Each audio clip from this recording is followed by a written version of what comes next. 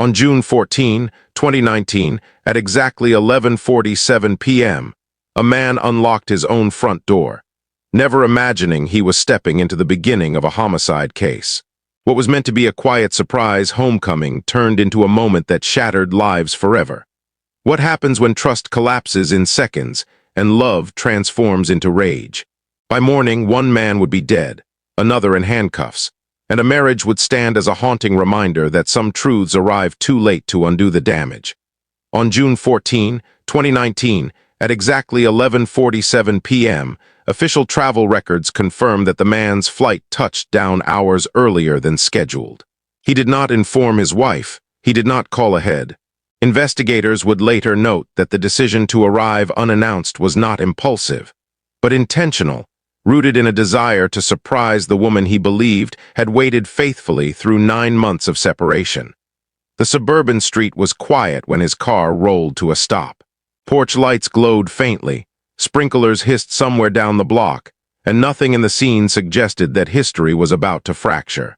He sat in the driver's seat for a moment longer than necessary, scrolling once through unread messages before locking the phone and placing it face down. According to later testimony, he felt relief, not suspicion. He carried only a small bag. His larger luggage remained in the trunk, evidence that he planned to unpack in the morning, to wake his wife with laughter instead of luggage wheels. Surveillance footage from a nearby home captured him walking toward the front door, shoulders relaxed, steps unhurried, keys already in hand. The door was unlocked. This detail would become central to the case file. There were no broken locks, no shattered glass, no signs of forced entry. The porch light was on. The living room lights glowed through the curtains, casting familiar shadows against the walls. To investigators, it suggested normalcy. To him, it felt like welcome. Inside, the house smelled unchanged. Familiar. Clean. His shoes made a soft sound against the floor as he stepped in, careful, almost playful, imagining the moment he would announce himself. A jacket lay draped over a chair. It was not his, but exhaustion dulled the observation before it could sharpen into concern. The television was off. The hallway light was on. He moved slowly, deliberately, as if prolonging the moment before reunion. Each step carried the weight of months spent away earning money, counting days, promising himself that distance would strengthen what waited at home. Investigators later reconstructed this walk second by second, measuring distance, estimating heart rate, tracing the invisible line between trust and devastation. He stopped just short of the bedroom door. From the other side came sound, soft, human, unmistakable. At 11:48 p.m., the case timeline marks the final moment before discovery. The man stood still, hand hovering inches from the handle, mind struggling to reconcile expectation with reality. Later investigators would describe this pause as the final quiet moment of the marriage. It was a silence built on months of routine phone calls, delayed replies, and reassurances spoken across time zones. None of those details were visible yet. None were understood. But standing there, alone in the hallway, the man unknowingly carried the full weight of the months that preceded this night. Months that would soon be examined line by line, message by message, as authorities searched for how everything reached this point. That history, buried beneath trust and distance, would form the backbone of the investigation that followed this single, irreversible moment long before the door finally opened inside as reconstructed by investigators. Records show the husband left the country on September 12, 2018, assigned to a contract that promised stability but demanded distance. His days overseas followed a relentless pattern. Early mornings, industrial noise, and shifts that blurred together without distinction. Coworkers later described him as dependable, quiet, and visibly tired. He saved aggressively, sending most of his earnings home, believing sacrifice equaled devotion. Receipts, wire transfers, and payroll logs form a paper trail of intention. To investigators, these documents revealed commitment, not absence, and a man measuring love in hours worked and money earned abroad during those long, isolated months alone. Communication was scheduled, not spontaneous, shaped by time zones and fatigue. At first, nightly calls lasted an hour, filled with plans, jokes, and reassurances spoken softly through unstable connections. Over time, the calls shortened. 10 minutes became 5. Some nights ended with missed calls and brief apologies. Phone records later confirmed the pattern without explaining it. There were no arguments captured, no accusations preserved, only a gradual thinning of contact. Investigators noted how silence rarely arrives suddenly. It stretches slowly, becoming normal before it becomes noticeable to both sides, unnoticed during routine exhaustion and trust abroad, then accepted quietly. Their loneliness defined the off hours. In a rented room far from family, evenings were filled with muted television and unfinished meals. He scrolled through photos of home, lingering on images that promised continuity. Messages sent went unanswered longer than before, but he attributed delays to sleep, errands, or coincidence. Travel stamps show no deviations, no secret returns, no parallel life abroad. Everything about his movements suggested predictability. Investigators later emphasized this consistency, noting that betrayal rarely announces itself through geography, but through emotional distance that numbers cannot fully explain during prolonged separations.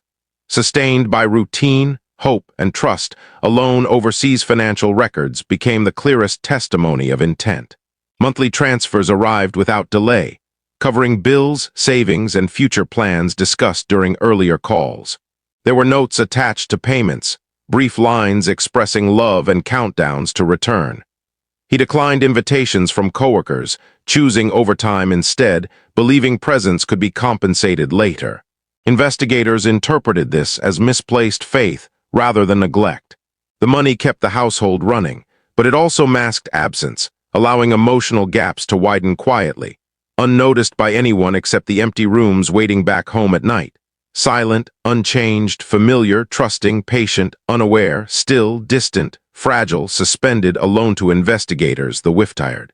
The distance remained subtle, unremarkable, easy to dismiss. The husband never documented existed during this period only as data and sound. Her presence appeared in call logs, voicemail fragments, and the tone of her voice captured incidentally. There was no allegation yet, only diminishing warmth. Statements revealed she spoke less about her days and more about being suspicion. He marked calendars with return dates and packed gifts instead. What investigators saw was not ignorance, but faith steadily eroded by silence over months. Unnoticed, unchallenged, accepted, normalized, repeated, routine, emotional erosion continued quietly, daily, patiently away. As the months passed, the calls thinned further and expectations adjusted without confrontation. Investigators would later emphasize how routine can disguise fracture, how distance normalizes absence. By the time his return date approached, communication had become functional rather than intimate. He counted days. She answered when she could, neither addressed the shift directly. This unspoken gap became critical context for what followed. When the plane touched down early on June 14, 2019, the foundation had already weakened, though neither fully understood it yet. Beneath trust, routine, distance, silence, patience, absence, expectation, habit, time, waiting, unseen, pressure building quietly, steadily, alone. While the husband measured time in distance, the house measured it in repetition. Nights settled into silence, broken only by appliances cycling and clocks marking hours no one noticed. Investigators later described the home as orderly, unchanged, almost preserved. Furniture remained in place, photographs untouched, routines uninterrupted. To outsiders, nothing suggested fracture. But within those walls, loyalty began eroding quietly, shaped by absence and unshared days. The wife spent most evenings alone. Phone metadata confirmed long periods of inactivity, punctuated by brief calls and unanswered messages. She cooked less, slept irregularly, and moved through rooms that echoed more than before. According to later statements, loneliness did not arrive dramatically. It accumulated. Each night ended the same, with lights turned off in rooms meant for two. The house absorbed these patterns, becoming a witness that offered no warning. Neighbors remembered her as polite, reserved, and increasingly withdrawn. She waved less, lingered less outside, and avoided conversation when possible.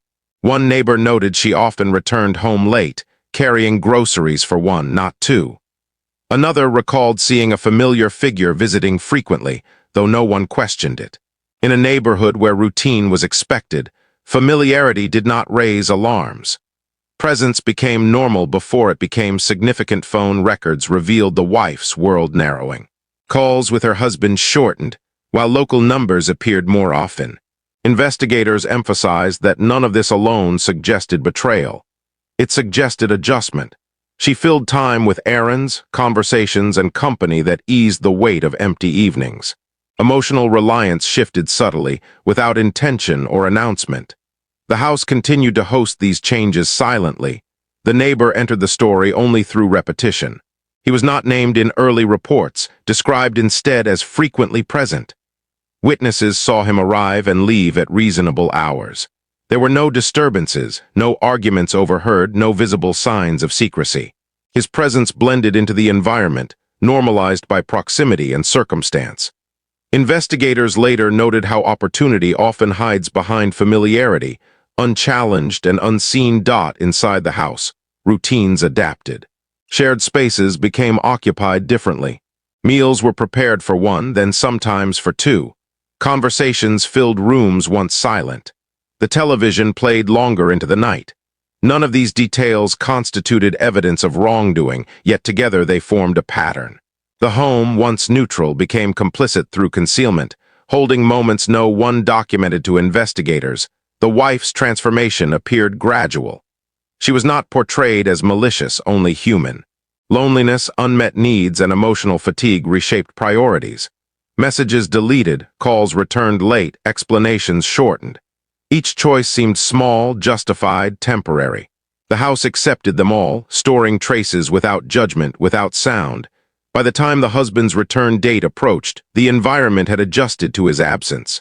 The home no longer waited. It functioned independently, structured around new rhythms. Lights stayed on later, doors remained unlocked. Comfort replaced caution. The wife believed she controlled the narrative within those walls. She did not anticipate scrutiny. Investigators would later describe the house as deceptive, not through action but through appearance. Nothing was disturbed, nothing appeared wrong. Yet inside, loyalties had shifted, routines rewritten, and boundaries softened. The home learned to lie by looking ordinary. And on the night the husband returned early, those quiet adaptations would collide with expectation. Turning familiarity into the setting for discovery. It was within this ordinary setting that investigators would later search backward, tracing months of silence and subtle change. The house, unchanged in photographs, now held unanswered questions. Those questions would lead outward, beyond walls and routines, toward connections forming next door, where presence had begun to matter far more than anyone realized there soon. The investigation eventually moved beyond the house itself and outward, toward the space next door. Reports show no dramatic beginning, no defining moment where boundaries were clearly crossed. Instead, the neighbor emerged slowly in witness statements, phone records, and routine observations. He lived alone, worked irregular hours, and had been part of the neighborhood long before the husband left. To those around him, he was unremarkable. To the wife, he became present. Their interactions began casually. Neighbors recalled brief conversations near the driveway, comments about weather, schedules, and ordinary complaints. Over time, those exchanges extended. Late-night lights were seen on in both houses. Phone metadata confirmed calls placed after midnight, lasting longer than expected for casual acquaintances. Investigators emphasized that proximity often accelerates familiarity, especially when one home feels increasingly empty. The wife did not seek an affair, according to later testimony. She sought relief. Long days ended without conversation and nights stretched without reassurance. The neighbor listened. He acknowledged frustrations she rarely voiced aloud. Conversations shifted from surface level to personal, from polite to intimate, without either naming the change. Emotional dependency formed quietly, fed by consistency and availability. Narration in the case file avoids assigning intent in these early stages. There is no evidence of coercion or immediate manipulation. Instead, investigators describe a gradual alignment of needs. The neighbor offered attention when attention was scarce. He validated feelings the wife felt unable to express elsewhere. In return, she provided companionship that eased his own isolation. The exchange felt mutual, even healthy. At first, late-night conversations became routine. They spoke about exhaustion, distance, and disappointment. The wife shared stories of waiting, of calls that felt shorter each week. The neighbor mirrored her frustrations, framing them as understandable rather than dangerous. This reinforcement mattered. Investigators later noted how validation, when repeated, can subtly reshape moral boundaries without overt pressure. There were still no crimes, no overt betrayals documented. The wife continued daily calls with her husband. Financial transfers arrived on schedule. To anyone looking briefly, life appeared stable. But beneath that stability, emotional allegiance had begun shifting. The neighbor became the first person she turned to at night. The voice she heard most often when the house felt too quiet. Witnesses recalled seeing the neighbor's car parked nearby more frequently. No one questioned it. He was described as helpful, carrying groceries once, fixing a small appliance another time. Acts of convenience blurred into acts of reliance. Investigators later highlighted how dependency often grows through favors rather than force, through comfort rather than confrontation. Inside the house, conversations changed tone. Laughter returned, though not shared with the absent husband. The wife justified these moments as harmless, temporary, deserved. Messages were deleted not to conceal guilt, but to avoid complication. Boundaries softened further. Each choice appeared reversible, minor, insignificant on its own. The neighbor's role deepened without ceremony. He became familiar with the house, its rhythms, its silences. He learned when lights went out, when calls ended, when loneliness peaked. Investigators stressed that this knowledge did not make him a villain, but it placed him in a position of influence. Influence, when unchecked, carries responsibility rarely acknowledged until too late. By the time the husband's return date approached, emotional lines had already been crossed, though no one labeled them as such. The wife felt divided, yet rationalized balance. The neighbor felt closer, yet believed circumstances justified it. Neither anticipated consequence. Decisions had quietly locked into place, forming a fragile structure built on secrecy and comfort. What investigators would later uncover is that the most dangerous moments often occur before any crime exists. They occur when boundaries dissolve unnoticed. As the date of return drew nearer, the fragile equilibrium held only by silence was about to be tested. And when that test arrived, the next decision would no longer remain emotional. But immediate, physical, and irreversible flight records confirm the husband's plane landed on June 14, 2019, at 6:32 p.m., nearly 4 hours earlier than scheduled. Immigration stamps, baggage scans, and transit receipts establish a precise timeline. He cleared the airport alone, declined assistance, and rented a car under his own name. There were no calls placed from the terminal. Investigators later emphasized this silence. He chose not to announce his return. The surprise mattered to him. Traffic cameras tracked his route through familiar roads. He stopped once for fuel, once for coffee, and once at a convenience store near the neighborhood. The receipt showed a small bouquet purchased at 11:21 p.m. This detail, though minor, would later be cited repeatedly. It suggested intention rooted in affection rather than suspicion. Nothing in his behavior indicated preparation for confrontation. At 11:43 p.m., a residential security camera captured his car turning onto the street. Headlights swept across lawns that had not seen him in months. The neighborhood was quiet, unchanged, preserved in the way only routine places can be. He parked in the driveway instead of the garage, leaving the engine running briefly before shutting it off. The car clock read 11:47. He remained seated for several seconds. Investigators could not determine what he thought in that moment, only what he did. He reached for the flowers, checked his phone once more, and exhaled deeply. Fatigue settled over him, layered with anticipation. 9 months away had compressed into a single expectation. Reunion. He stepped out of the car and closed the door gently, as if sound itself could ruin the moment.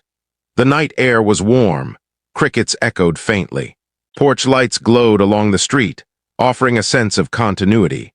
He walked slowly, almost deliberately, toward the house that had anchored his patience for months. The front porch light was on.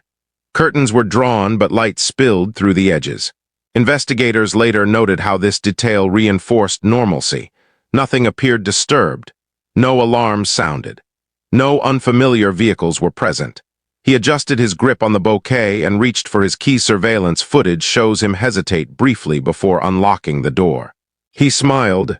That expression, captured indistinctly by the camera, would later be described by investigators as the last moment before emotional rupture.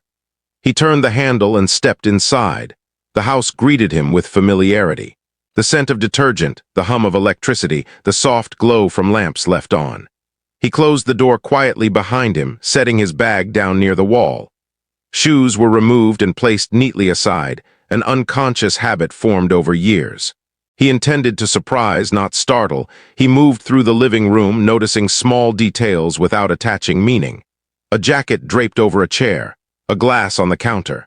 None of it registered as threat. His focus remained forward, fixed on the moment he would finally speak her name aloud. Each step down the hallway slowed. Investigators would later reconstruct this walk, measuring distance, calculating time.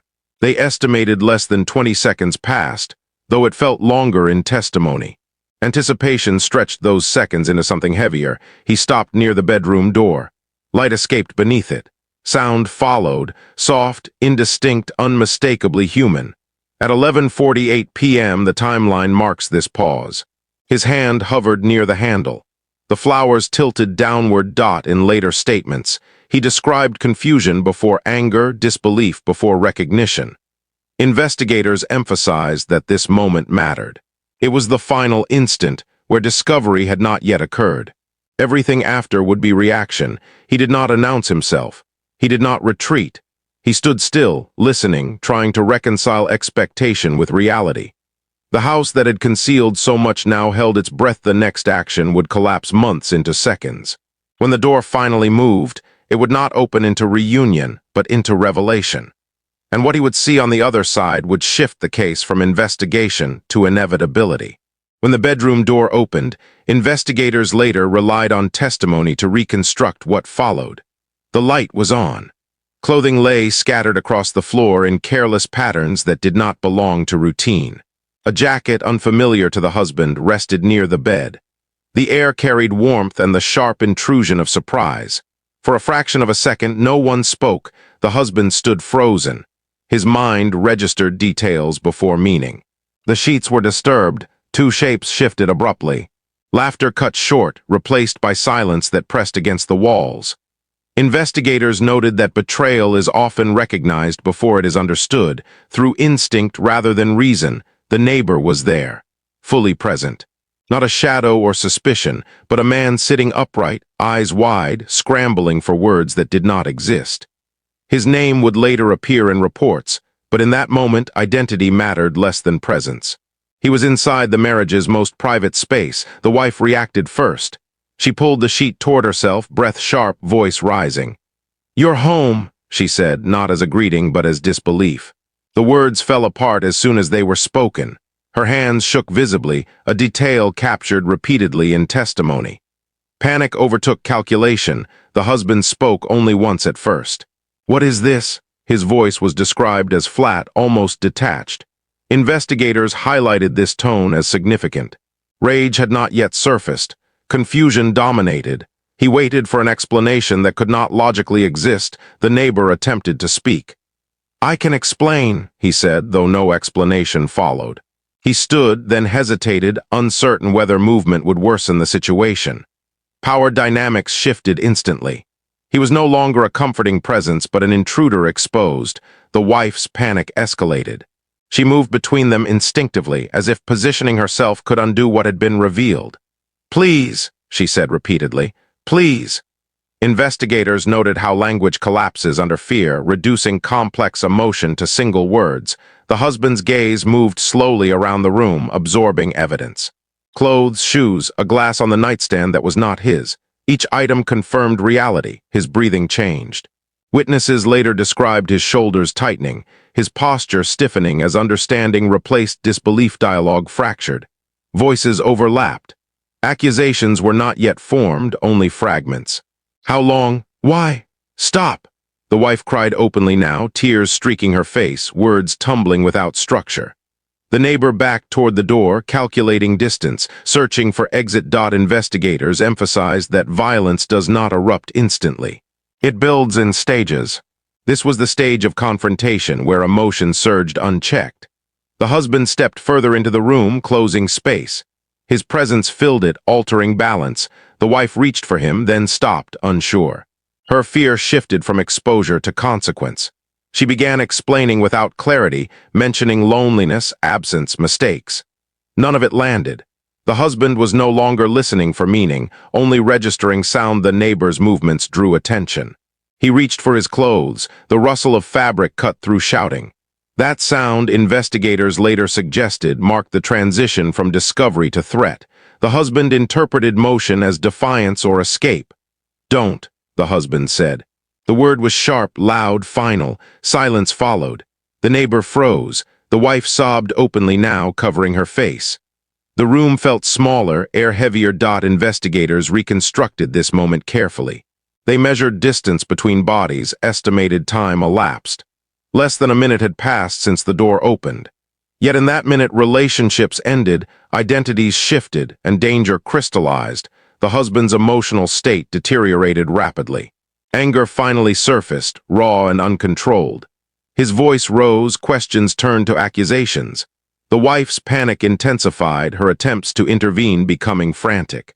She feared not exposure now, but what might happen next. The neighbor took a step back toward the bed. Another toward the door. Each movement recalibrated tension. The husband tracked him closely, eyes fixed. Investigators would later note that focus narrowed completely, excluding everything else. This was the moment when choice still existed, though fragile. Words still flew. Bodies still moved without contact. But the threshold had been crossed. The bedroom, once a private space, became a stage for imminent violence as voices echoed down the hallway. The house absorbed the sound without resistance. The confrontation spilled beyond discovery, edging toward action. In the seconds that followed, restraint faltered. What began as evidence of betrayal was about to become evidence of something far worse. Investigators later agreed this escalation defined the final boundary before irreversible decisions erased any remaining chance for restraint permanently. The seconds after discovery stretched like hours, though investigators later reconstructed them as lasting less than 30. Heart rate estimates, derived from witness statements and forensic reconstruction, indicate the husband's pulse spiked rapidly. Breathing became shallow, muscles tensed, and cognition narrowed. Every rational thought was filtered through a lens of betrayal. Months of absence, countless missed calls, and silent evenings abroad condensed into one moment, suffocating judgment before it could intervene. The wife's cries intensified, fragmented words punctuating the heavy air. She begged for calm, for understanding, for delay, but each plea was absorbed and refracted through mounting anger. Investigators later described this as the threshold where emotional overwhelm eclipses reasoning. His vision, measured in eyewitness accounts and room scans, focused only on the central actors, her and the neighbor. The rest of the room, the furniture, the scattered clothes, faded into irrelevance. Forensic evidence reconstructed subtle motions. Hands clenched, then released, feet shifted. Each micro-movement contributed to an unspoken sequence, a cascade of action triggered by betrayal, proximity, and human instinct. Investigators emphasized that the act was not sudden in nature. It was the culmination of internal pressure that had been building silently for months, weeks, and days. In that split second, history collided with immediacy. The neighbor's posture reflected awareness of impending consequence. He froze, hands raised slightly, eyes wide.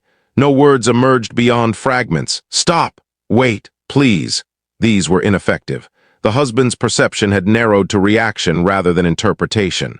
Investigators later noted that perception under extreme emotional duress often eliminates alternative possibilities.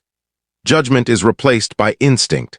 The wife reached toward him, voice quivering, trying to bridge the divide between knowledge and action.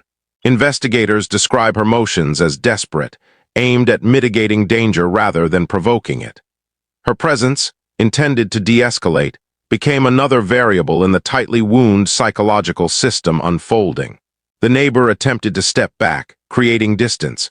But space alone could not dissipate tension already solidified by months of absence, and emotional erosion reconstruction timelines show that the window for intervention closed rapidly. Less than half a minute elapsed from initial confrontation to the irreversible moment. Investigators calculated that physical cues, auditory input, and emotional intensity combined to override reason entirely. The decision, once made, became immediate, definitive, and final. No opportunity existed to retract, apologize, or undo what followed. Following the irreversible choice, investigators note the room's atmosphere shifted instantly. Air became heavy with sound, scent, and consequence. The wife's sobs and the neighbor's stilled posture became secondary to the gravity of action already executed. Blood, objects, and minor chaos were recorded as evidence, but the emotional resonance dominated reconstruction. The human cost far exceeded material disruption. Statements later emphasized that this chapter of events was not about glamour, nor dramatization, nor sensational violence. It was about cause and effect. Months of separation, subtle betrayals, emotional dependency, and misaligned loyalty colliding into one fleeting moment of human frailty. The irreversible choice defines the boundary between potentiality and consequence. Investigators cataloged every sound, breath, and movement in the room forensically, ensuring timelines aligned with recorded evidence. The act itself was instantaneous, but consequences radiated outward indefinitely. The house, once silent, now absorbed irreversible decisions echoing through walls, hallways, and memory. By the time police arrived, the house had settled into a fragile silence, thick and heavy, as if walls themselves were holding their breath. The sirens faded as officers approached, their footsteps careful on the driveway. Surveillance timestamps confirmed arrival at 12:03 a.m., 15 minutes after neighbors reported unusual noise. The husband remained inside near the bedroom doorway, hands shaking slightly, face pale, not fleeing. Investigators later noted that his stillness suggested shock layered with awareness of consequence. Inside, the scene was disorienting. Blood had seeped onto the carpet in uneven patterns, droplets interrupted by scattered clothing. Investigators described the smell as metallic and immediate, though the husband appeared momentarily detached from its presence. He did not speak until prompted, his breathing shallow, calculated yet erratic. Each movement measured, deliberate in its restraint. The officers noted the absence of struggle following the act itself. The room's disorder reflected panic and emotional collapse rather than a prolonged altercation. The wife had collapsed onto the floor, her sobs quiet but intense. She rocked back and forth, clutching herself, repeating fragments of words that made sense only in emotional context. "Why? I didn't mean, please stop." Officers kept distance, documenting behavior before intervention. She was trembling, wet with tears, voice cracking under weight too heavy to express coherently.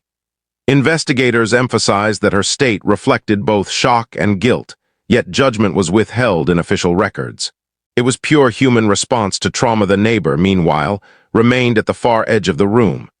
His hands, raised briefly when first confronted, now rested limply at his sides.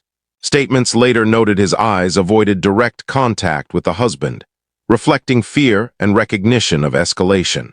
Investigators reconstructed positioning to understand timelines of movement, concluding that the neighbor's compliance likely prevented further immediate violence. Official statements were taken beginning at 2:18 a.m., nearly 2 hours after the first officers stepped onto the property.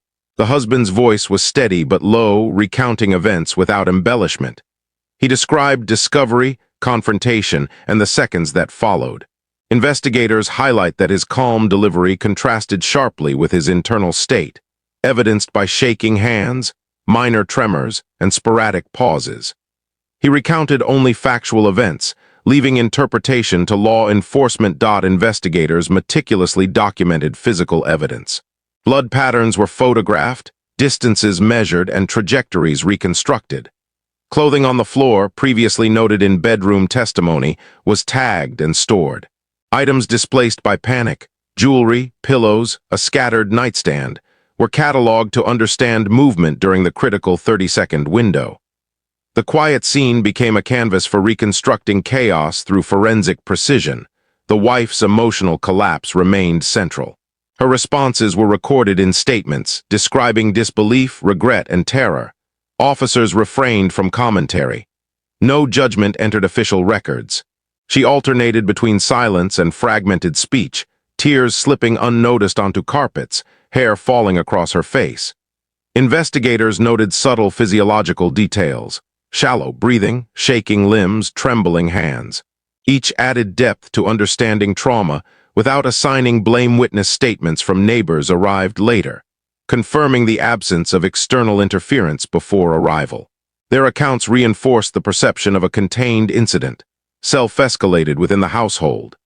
Investigators later referenced these statements to clarify timelines and corroborate internal accounts. Interrogations began the morning after the incident, each session carefully timed and recorded. Investigators noted immediately that the husband's account, while precise about the sequence of discovery, differed in subtle ways from the wife's recollection. She described the confrontation as sudden, a misinterpretation of gestures, a misunderstanding that escalated too quickly. He described it as inevitable, the culmination of months of distance, suspicion, and emotional erosion. These discrepancies became central to the investigation, illustrating how memory and perspective diverge under extreme stress. The wife's statements highlighted details invisible to the husband. She mentioned fleeting touches, glances that suggested fear rather than defiance, and moments where she attempted to de-escalate. Investigators observed that her narrative emphasized intent to calm and explain, whereas the husband's emphasized observation and reaction. Analysts later noted that this divergence reflected both trauma and differing emotional processing, not necessarily deceit.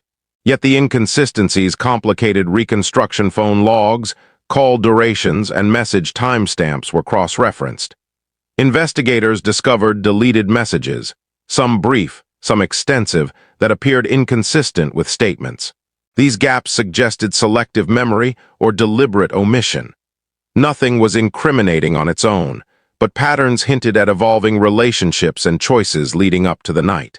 Emotional dependency, unspoken resentments, and psychological stress emerged as recurring themes across all accounts. Attention then shifted to the neighbor. Background checks revealed a history of emotional instability. Prior disputes with neighbors, complaints about volatile mood swings, and a pattern of boundary-crossing behavior that stopped short of criminal charges.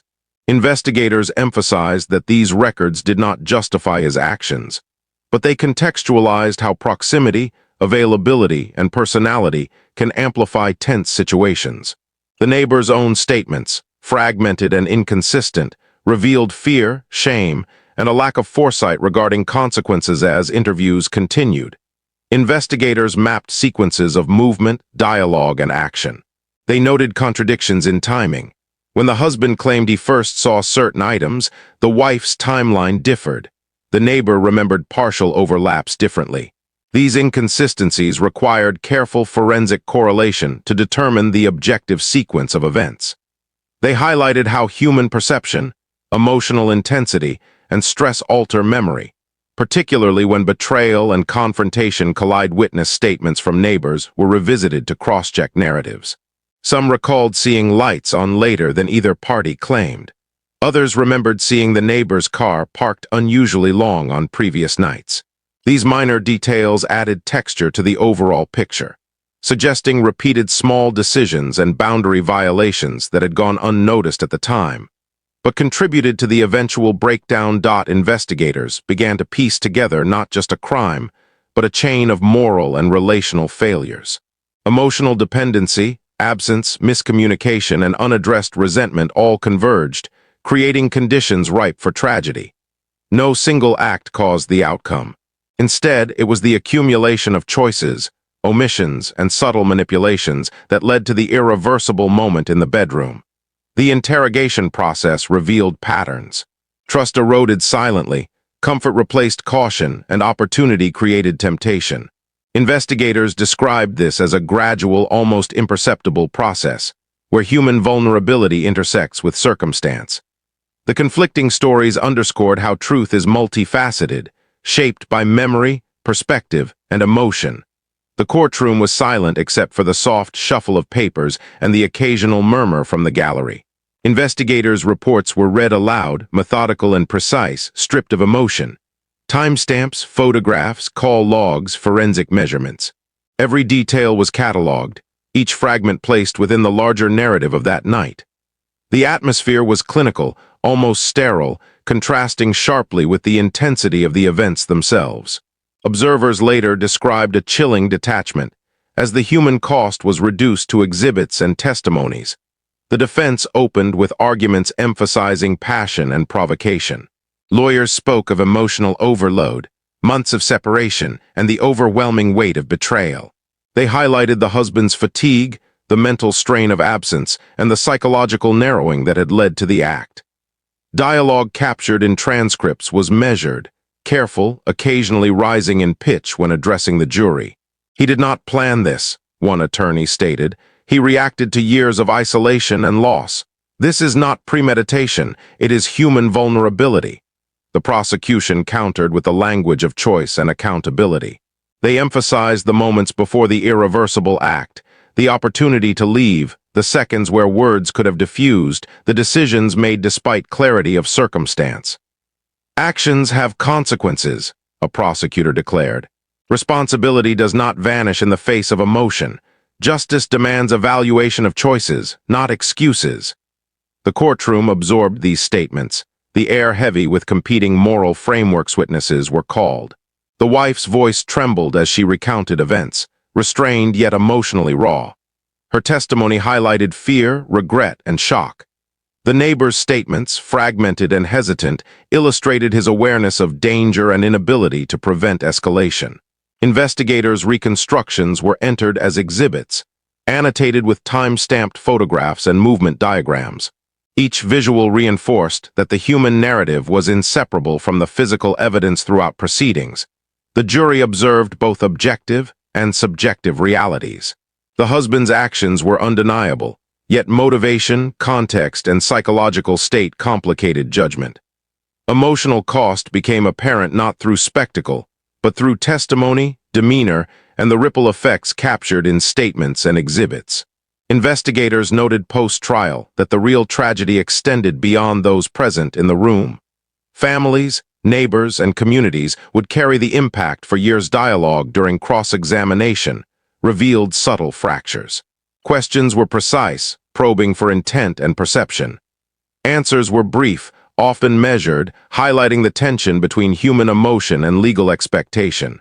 The courtroom became a theater of restrained chaos, emotion contained, yet visible, simmering beneath the surface. Each pause, glance, and inflection was noted by investigators, journalists, and jurors alike. The judge summarized evidence and testimonies with impartiality. Sentencing guidelines were reviewed. Emotional narrative was acknowledged, but only as context for legal responsibility. Observers later remarked on the paradox. The court recognized suffering while simultaneously enforcing objectivity. The human element existed, yet remained constrained within legal definitions and structured procedure, no one left unbroken. The husband faced legal consequences, the wife confronted grief and betrayal, and the neighbor absorbed guilt and responsibility for his role. Families outside the courtroom endured public exposure of private anguish. Investigators emphasized that truth has a cost. Clarity often arrives at the expense of emotional restoration. By the end of proceedings, it was clear that justice had advanced, but at immense personal cost. There were winners in terms of legality, but no victor in the human sense. Pain, loss, and fractured trust lingered. The narrative concluded with the realization that decisions, whether driven by passion or calculation, carry consequences that extend far beyond the moment of action. The gavel fell, finalizing sentencing, yet the weight of the night's events lingered far beyond the courtroom walls. Families left quietly, faces pale, eyes fixed on the floor or the ceiling. The husband was escorted out, calm but hollow, carrying the consequences of choices made in seconds after months of absence. The wife remained behind, trembling, her hands clutching a tissue, staring at the empty space where love had once existed. Observers described the atmosphere as heavy with unresolved grief. Investigators later reflected that the house itself, once a silent witness, had become a monument to human frailty. Each hallway, each room, contained traces of decisions, of trust eroded over time, of moments unnoticed that accumulated into catastrophe. Objects, clothes, glasses, furniture, stood frozen in place, reminders of intimacy transformed into evidence. Emotional manipulation, missed signals, and small acts of concealment had coalesced into something irreversible. The home, like the people within it, carried scars unseen by outsiders. Neighbors spoke quietly of the family's disappearance from routines they had once followed. The neighbor who had inadvertently contributed to the chain of events moved away, citing discomfort and scrutiny. Life resumed externally, but internally for those involved, each day was a continuation of trauma.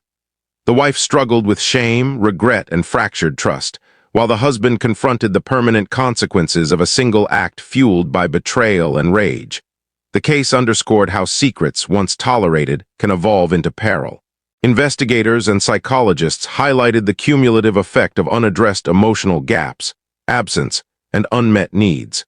Months of distance, subtle miscommunication, and gradual shifts in emotional dependency did not vanish in an instant.